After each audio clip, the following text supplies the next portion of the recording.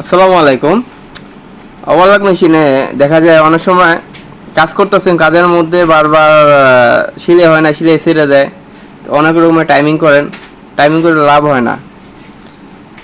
আজকে যে বিষয় নিয়ে আলাপ করবো, যে পর্বটা নিয়ে, ওভারলক মেশিনে দেখা যায় বারবার টাইমিং করতেছেন, টাইমিংয়ে কাজ হয় না, টাইমিং করার পরে সিলে ছেড়ে দেয়, সিলাই ধরে না।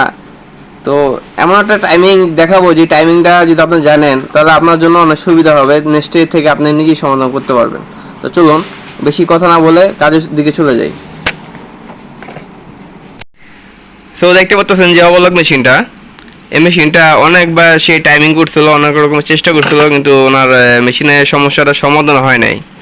তো সমস্যাটা আসলে কি, বেসিক কি সমস্যার কারণে বারবার টাইমিং করার পরও সমস্যার সমাধান হয় নাই। তো একটু কেয়ারফুলভাবে জিনিসটা খেয়াল করেন। আমি যখন চাকাটা ঘুরাই, চাকাটা ঘোরানোর পরে আমাদের যে টাইমিংটা দেখেন, আমাদের টাইমিংটা বরাবর নেই, এবং আমাদের যে সুইটা লাগাইছে, সুইটা উল্টা লাগানো হয়েছে। তো আমি প্রপারলিভাবে একদম ক্লিয়ারভাবে দেখানোর চেষ্টা করতে, যাতে জিনিসটা বুঝতে পারেন। দেখেন আমাদের যে সুয়ের যে ছিদ্র, যেটাকে ছিদ্র বলা হয়, অনেকে আবার এটাকে আই বলে থাকি।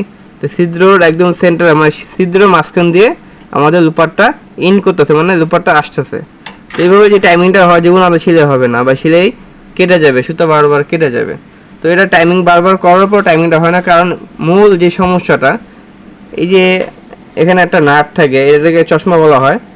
চশমার দুনো পাশে দুটা নাট আছে, কলার নাট, প্লাস পিছন সাইডে এটার থাকে, পিছন সাইডে একটা বোল্ট থাকে আর কি, এর পিছনে টাইট দেওয়ার জন্য।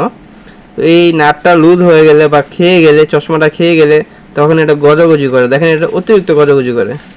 যদি এরকম গজাগজি করে, তাহলে আপনার মেশিনে টাইমিং করেও কোনো লাভ হবে না। টাইমিং যদি হাজারও করেন, তাহলে আপনার সিলাইটা বরাবর আনতে পারবেন না। আর বেসিক্যালি যে পাতলা কাপড় হয়, তাহলে তো একদম পসিবলই না আপনার মেশিনটা বরাবর করার জন্য, জীবনে বরাবর করতে পারবেন না। তো এই জিনিসটাকে সমাধান করব। সমাধান করতে গেলে কী করতে হবে, আপনার পিছনে একটা নাট আছে, নাটটা হলো আপনার 9 নম্বর, অনেক সময় দেখা যায় 10 নম্বর নাট হয়ে থাকে। তো 10 নম্বর না, 9 নম্বর ডালে হবে এটা। আমি এই নাটটাকে খুলে লুজ করে এই স্ক্রুটাকে বের করে, তারপর আমি এটা সমাধান করে আমি দেখাচ্ছি কীভাবে সমাধান করবেন। তো ভিডিওটা না টেনে অবশ্যই ফুল দেখার চেষ্টা করবেন, অবশ্যই তাহলে আপনার সমস্যাটা নিজেই সমাধান করতে পারবেন।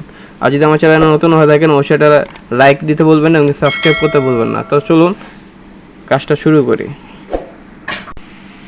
তো দেখতে পাচ্ছেন যে নাটটা আমি 10 নম্বর, এটাকে 10 নম্বর ডালি, তো ডালি দ্বারা আমি নাটটা লুজ করছি। লুজ করার পরে যে স্ক্রুটা আমি একটা ড্রাইভারের সাহায্যে হালকা টাইট করব। তো আমি ক্যামেরাটা আপনাদের দেখানোর জন্য ক্যামেরাটা আমি ধরে রাখছি, অবশ্যই কেউ টানবেন না, ভিডিওটা টানলে বুঝতে পারবেন না সমস্যাটা কীভাবে সমাধান করলাম। তো আমি টাইট করতেছি, একদম ফুল টাইট করবেন না, হালকা টাইট করবেন। হালকা টাইট করে তারপর আবার পিছনে যে নাটটা আছে, নাটটা টাইট করে দিবেন। পিছনে যে নাটটা আছে, যে নাটটা আমি লুজ করছিলাম, তো নাটটা হালকা টাইট করবেন, বেশি টাইট করবেন না। চেক করার জন্য আগে হালকা টাইট করে নেবেন। তো এটা তো হালকা টাইট করার পরে এখন চেক করবেন 1 নম্বর যে জিনিসটা গজাগজি আছে কিনা। তো এখন গজাগজি কিন্তু নাই, গজাগজিটা একটু দেখেন, আমাদের এই গজাগজিটা এখন নাই, ঠিক আছে? এখন গজাগজি নাই, গজাগজি বলতে একদম নাই, একদম ক্লিয়ার হয়ে গেছে। তো এটা যদি গজাগজি না থাকে, তারপরে যে জিনিসটা চেক করবেন দ্বিতীয় স্টেপে, মেশিনের চাকাটা ঘুরিয়ে দেখবেন মেশিনের চাকাটা কোনো বাজে কিনা বা টাইট হয়ে গেছে কিনা। তো মেশিনের চাকাটা দেখেন ঘুরে আঙ্গুলের দ্বারায়, বেশি প্রেশার দিতেছে না, একদম ইজিভাবে চাকাটা ঘুরতেছে, মানে আমাদের মেশিনটা এখন বরাবর আছে, ফ্রি আছে। তো এখন আমি যে টাইমিংটা দেখাবো, টাইমিংটা একটু চেক করেন। তো আমাদের টাইমিংটা এখন দেখেন, যে টাইমিংটা হালকা একটু উপর আপ হয়েছে, মানে রেগুলার একটু উপর থেকে এখন লুপারটা যেতেছে। তো টাইমিংটা আমি বাকিটা মিলাবো, বাকি টাইমিংটা কীভাবে করতে হয় এটা ভিডিও আমার চ্যানেলে দেওয়া আছে, চাইলে দেখে নিতে পারেন।